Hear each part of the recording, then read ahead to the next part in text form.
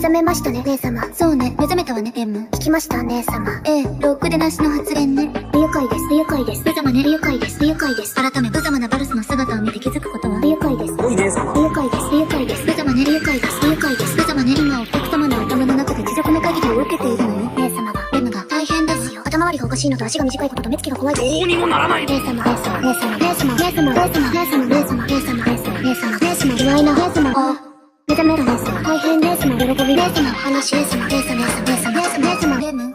完成しています。姉様、姉様、お客様ったらひょっとしてなじられて喜ぶ困ったお方。どうやら罵声を浴びて興奮するド変態。理解です。アニメかもが間違えていると思います。こんな潰しの発言ですよ。卑猥なステレオチックに俺を責めるっていうのか。姉様、姉様、お客様ったらまだ寝ぼけていらっしゃるみたいです。